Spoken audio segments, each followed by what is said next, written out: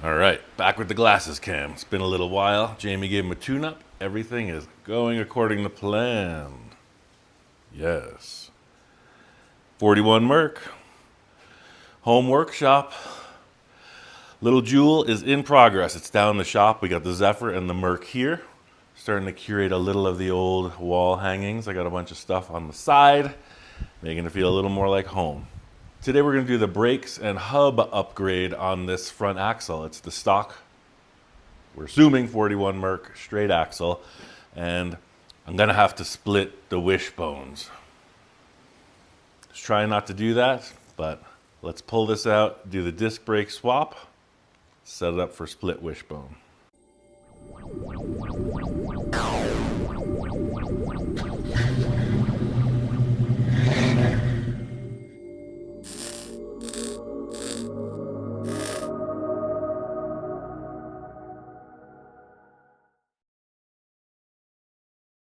All right, so I got it up on jack stands, and got all these parts ordered from Speedway, but I want to talk a little bit about what's happening underneath.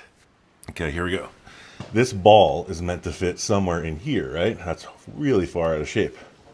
You can see the transmission pan is totally in the way. Typical problem. A lot of times it's the oil pan on the engine. In this case, it's the transmission oil pan. So splitting the wishbone involves cutting this and locating each side from the center mount here out to here a bit. So this is a nice solid plate. We'll see what the length gives us. And then I have some pieces. We might even drop it off of this. I'm not sure. But it's going to involve cutting the front so we don't mess with the spring perch placement. And then angling this and locating it in the chassis. First, we got to drop this front axle back out of the car and roll it over onto the floor. All right, so let me unbolt this front spring. All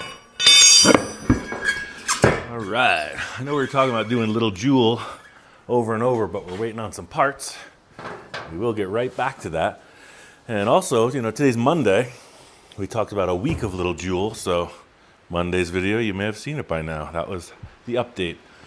Also, over the weekend, we went to the Hot Wheels car show in El Segundo down in LA and met Mikey Brown. It's Paper to Pavement YouTube channel. It's pretty awesome. And he had this amazing vehicle. And I was able to check that out. It's obviously a snowmobile powered Willys Jeep dragster. Just the kind of nonsense that I love. Hi, do you love it? I think you like the Mercury more than the Willys Jeep. Is that true? Can you say anything about that? What? Doing the rounds, checking things out. Hey, don't go into that car. It's on jack stands, all right? Do you understand me? Mm-hmm. All right, let's put this up. All right, so these are the parts. Some of them I had, these brackets for splitting the wishbone. Got a couple hind joints, and then some of them I ordered. The hubs and rotors are over there on the car. That's a pretty big discs.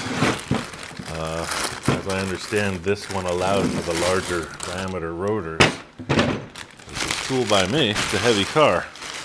Especially with the big block, the weight and the power.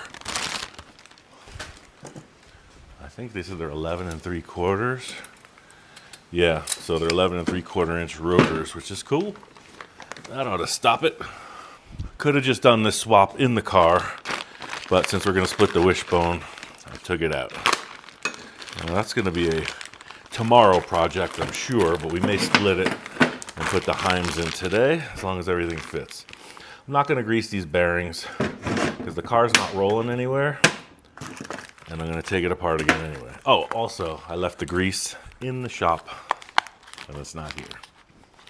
Let's see what they got. It's interesting because one thing I've seen from Speedway, probably because they source their stuff from different manufacturing sites, a lot of times the rotors will have bearing races in them, and then they'll send you extra bearing races. And that's what we're seeing with all these little purple boxes.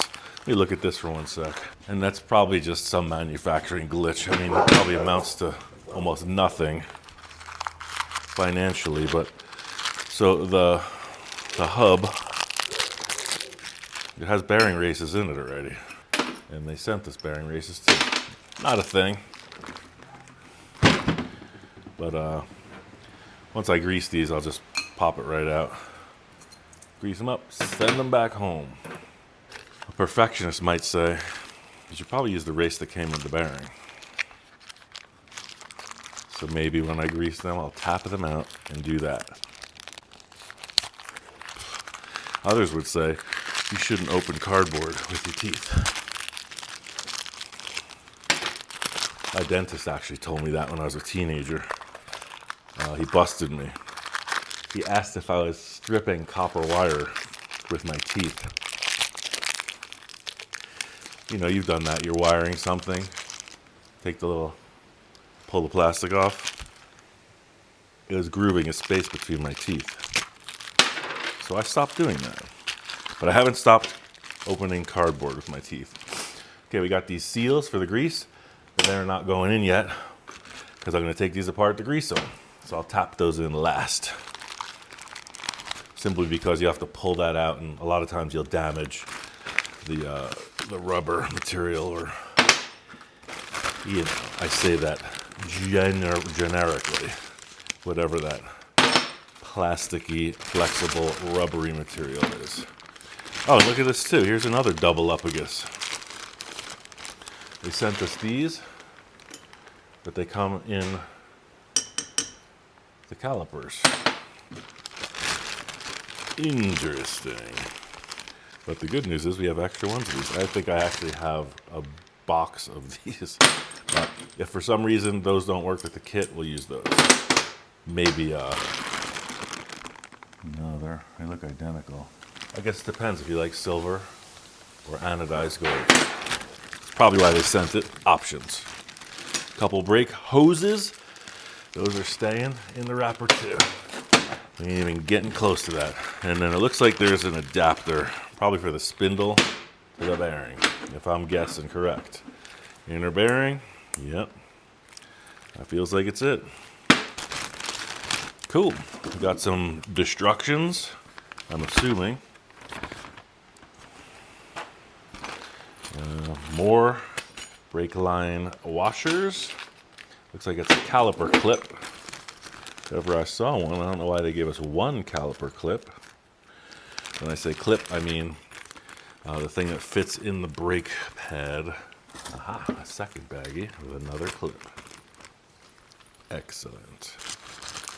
And a couple dust caps for the outside. We'll definitely put those on, because there will be grinding, there will be welding.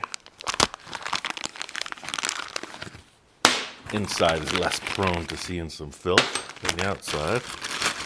And then, yeah, there's this little thing. We're not going to look at the instructions for that. I'm not familiar with it. It's the same material as the caliper thingies. So we're going to look to the instructions for that. And we got these plates. Now this is the true brilliance, because apparently all this stuff is like GM or something, and then they make these plates that go from, and of course they did the spacing, etc., to put the stock spindles to disc brakes. You know, not rocket science. Almost everything nowadays you can get disc brakes for, so if I'm being redundant in what you know, forgive me. It's part of my job for the day, is to get disc brakes on this thing. All right, cool. After looking this over, I'm going to get this thing disassembled, and we'll start to build it.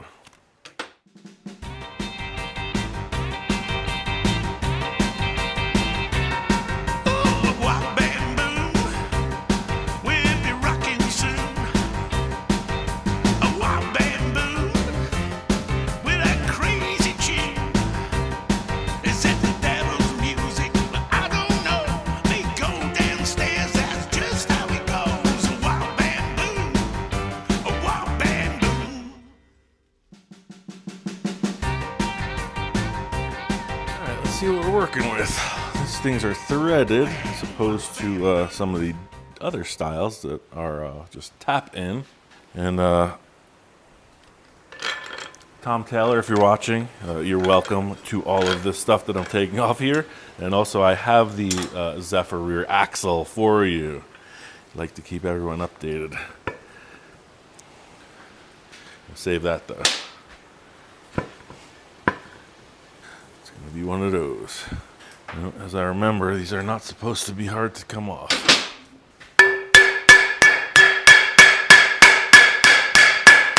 Here we go. Somebody must have mashed the wrong bearing onto this.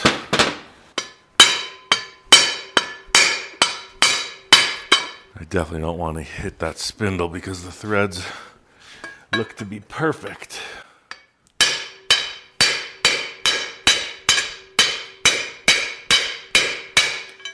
No, some idiot had his hands on this thing.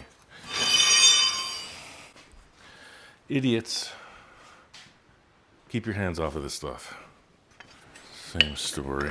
This one doesn't look to be as jammed on. No, somebody took a freaking impact wrench. Well, let's hope these disc brakes fit this thing. Otherwise, we might have a whole different show on our hands. Get it. That one came off. Before we go any further, let's just see if this kit is even going to happen. Wake up.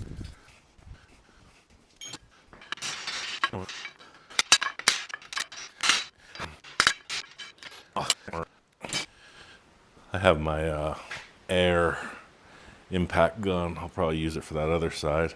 And I have a wire wheel to clean all this up. Let's just verify that the bearings are the right inside diameter for this spindle. You get the wheel. So seeing that this one came off, maybe there's just a glitch. You know, maybe something scarred that spindle. They hit it with a hammer and maybe bent it, not allowing that other bearing to seat. So this one looks to be in good shape. Let's see if they fit.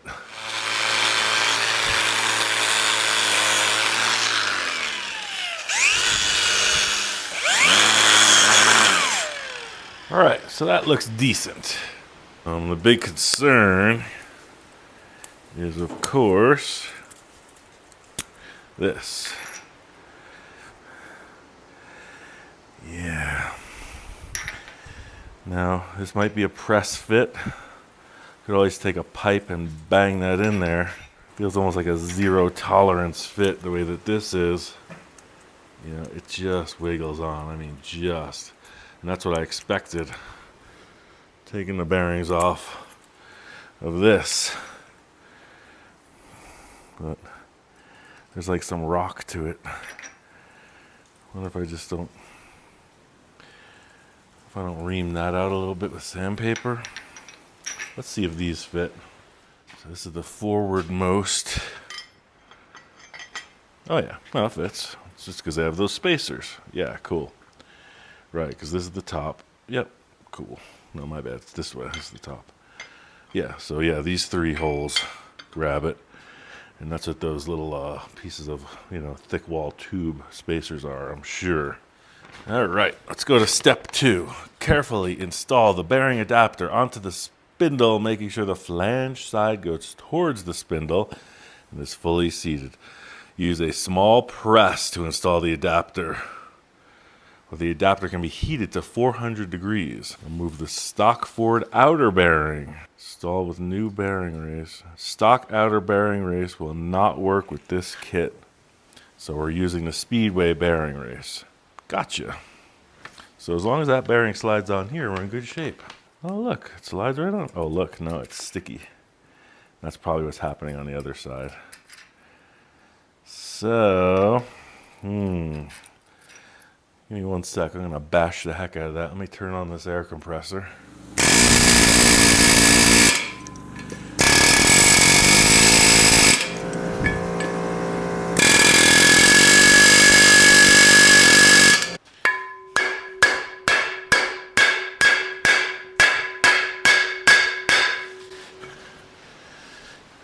Let the next guy figure it out.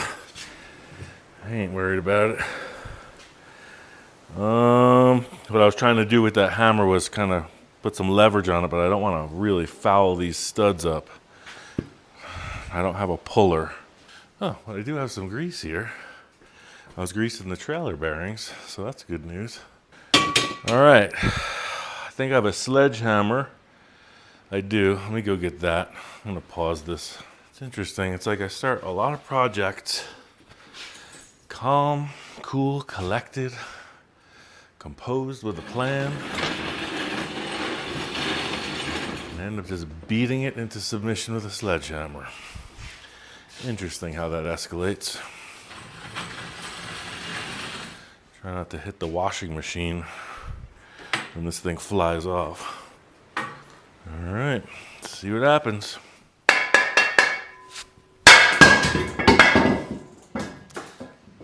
Strike! Why are you trying to make the next guy's job harder? Because you're lazy? As I was saying. Let's see how these bearing adapters fit. It's not as rusty on this side. It's a nice coat of grease. So, you know what I think I'm going to do? I think I'm going to make my wife real happy with me and put some car parts in the oven. We know how they love that. These are fresh. They're perfectly clean. If it was a greasy car part, I would never, nor would I ever attempt to powder coat anything in our home oven. But these, I think we'll get them to 400. While I'll do that, I'm going to clean all this up.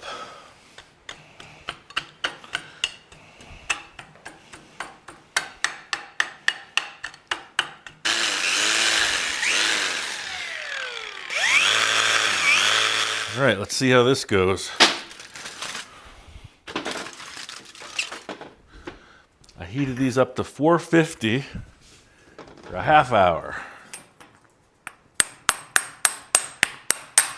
They went right in. Ha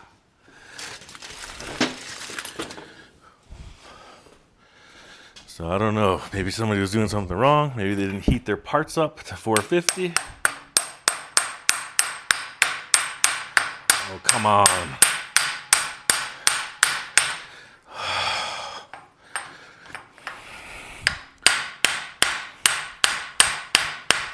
Now this. I ain't taking no for an answer.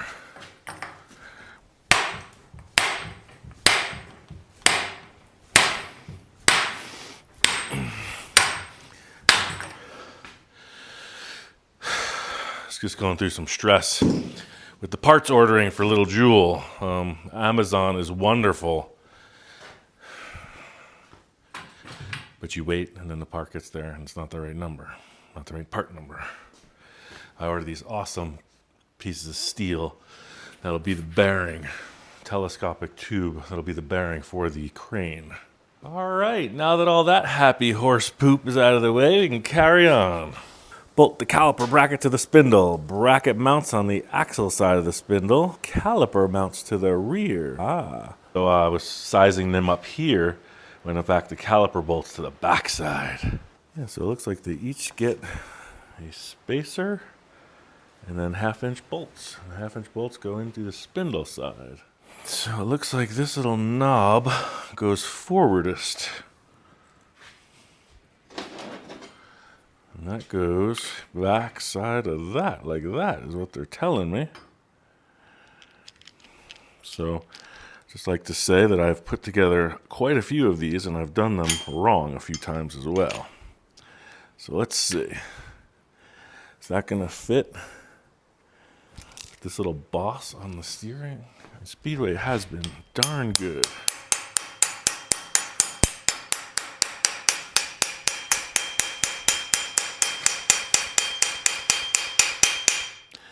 That's not a pressure fit. I don't know what it is. I like that. No, it seems like everything looks like it's supposed to. That one goes there.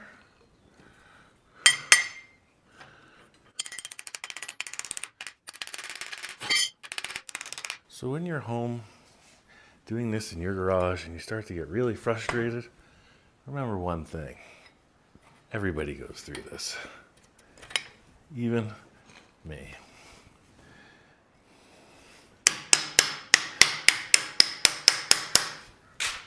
Yeah, okay. So these go in here apparently. Of course, now that Zerk fitting's in the way. That goes like that.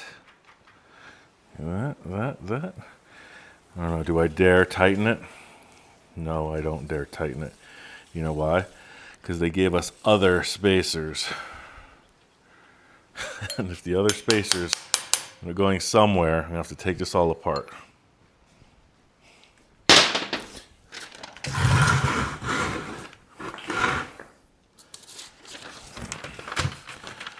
Where were we? Bolt the caliper to the spindle. Check. Well, bolt the caliper bracket to the spindle. Bracket mounts on the axle side of the spindle. The caliper mounts to the rear. From the wheel side of the spindle, install 3 hex head bolts, correct. Followed by the spacer, caliper bracket, and then, yes. If we're using a different style steering arm, then the small spacers are used. Step 6, install the rotor onto the spindle. Now remember, we were having trouble. How hot is that?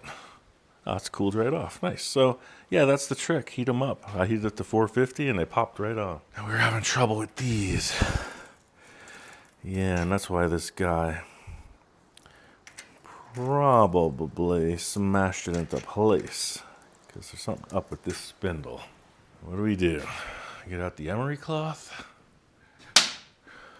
I know that this is kind of bad juju, but I am just going to touch this till I see clean metal.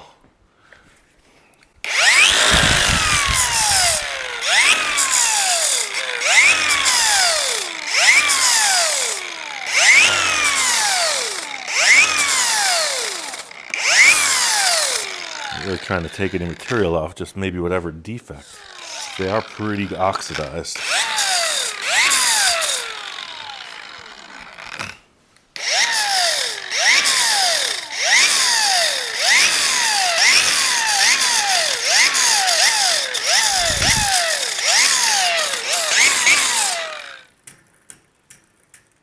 The fella before me would have simply cleaned the oxidation off, all would have been well.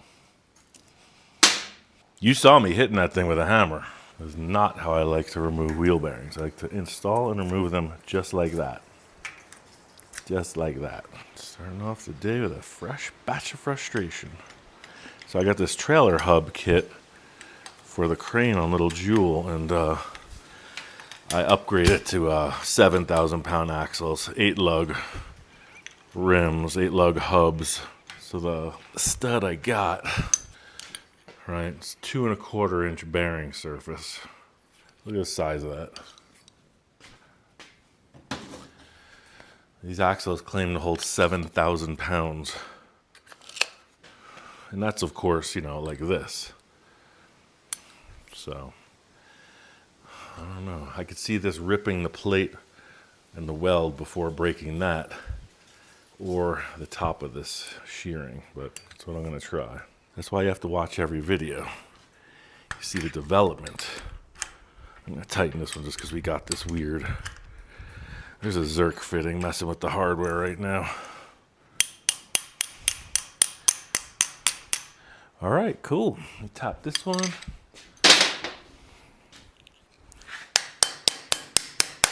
I like it. I like it. I like it. Let's put that rotor on, see how it's working. Another thing is Jamie's starting another YouTube channel.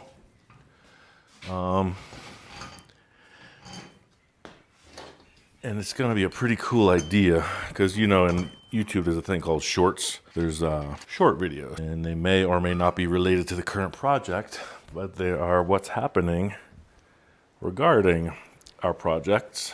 Jamie wants to know what to call it, so we'll see if this sticks, and you can hold your applause until I'm through. Full custom Ian's short shorts. Short shorts. Sketchy, no? Either way, look for the Shorts channel. She might even have a link. We're gonna have to do those Heim joints on the control on the wishbone because this has been such a boring video thus far. You're gonna have to hold on for some welding, I'm sure. And everybody wants some welding today. Look, that fits amazing. I'm not gonna tighten these up too much because we all know you're not supposed to do that, but I do want the bearings to seat. So, yeah, right there. I'm gonna leave it pretty loose for right now. There it is. All right, let's see what the next step is. Install the brake pads into the calipers. Install the calipers onto the mounting brackets with bleeders pointing up. I think this is the big moment. We do some technical caliper brake pad mounting. There was no clue as to what these things are, but I have a feeling this goes in here. Because I've done some disc brakes in my time. I bet this goes on here one way or another. I'm not sure which way is up. Looks like that works. Nope, that's the opposite one. Looks like that's gonna go there, because that sets in there perfectly. And then this one, oh no, that's a pressure thing. That goes here. See, it's intuitive. It's not the first car I've worked on. You can tell how I mastered that bearing. Yeah, so that's gonna go there. So it's got some compression in it, so it don't squeak. And this one, what is this thing? Well, that sits in there. Doing it backwards? Oh, that clearly goes right there. Clearly.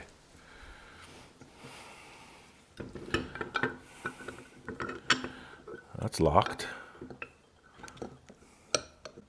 Oh, I see. That just puts some pressure on it. And that threads in. Just like I was saying, it's intuitive. And the caliper holds that on. And they said with the bleeder facing up. Here we go. All right, so let me pull up a bucket. Now the cool part of this is that the next side is gonna go flawlessly. So up is down and down is up. So that is up in the car. I tell you right now, somebody knows how to do this easier than I do. I'm imagining this thing goes in there like that.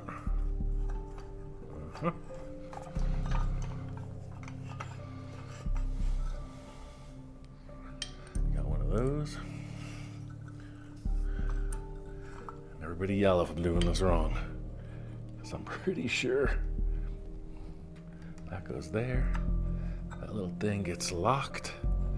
There's definitely an easier way to do this. I can hear every mechanic that's done this telling me how to do it.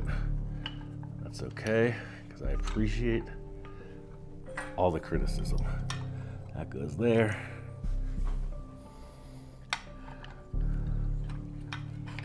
That goes there. And that pulls down and puts the stress in the little thingy, and there it is. Voila. Yeah, and it looks like the spacing is appropriate. And of course, I don't have the right size Allen key because you know where they are? In the other shop. I just found an Allen key on the table. Oh, this is no embellishment. I seriously just reached over into the Burning Man pile of stuff, and this is laying there. You know, there's a saying that the playa provides. I think we all just witnessed that. Like, I'm 100% serious about this. I love it. It's divine intervention. Now, watch this other side just slip together effortlessly. It's going to be awesome. Again, I'm not over tightening anything. Stuff is just sitting there for the moment because we got to put the rim on and make sure that the rim clears the caliper. That's something Mr. Brains didn't think about. We're gonna try that now? Why not? That's a big caliper. The 16-inch rim.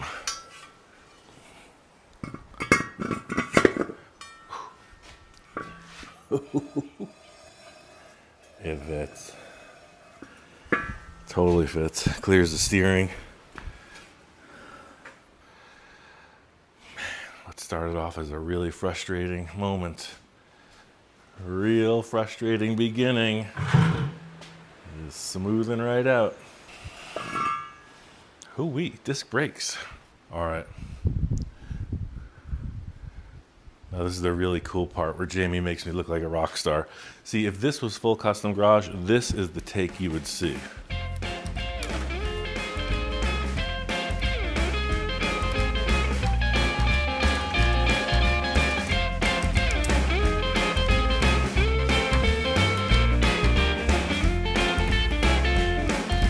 Said to my baby, now don't be late. I'm gonna pick you up about 7:45. We'll do the right thing, and we'll be rolling. We'll do the right to the road till it satisfies our very soul. I brought you a brand new Cadillac, full chrome trim and a big seat in the back. We'll do the right thing, and we'll be rolling. We'll do the right to the road till it satisfies our very soul.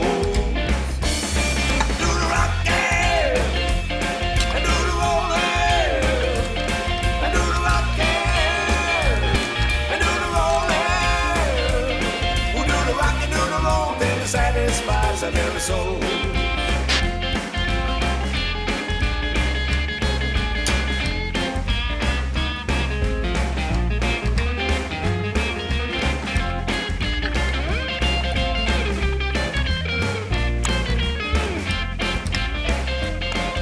Don't tell your mama, don't tell your pop. We're gonna go now and do the doodly-hop, but we'll be rocking and we'll be rolling. All right, so that pretty much sets that up.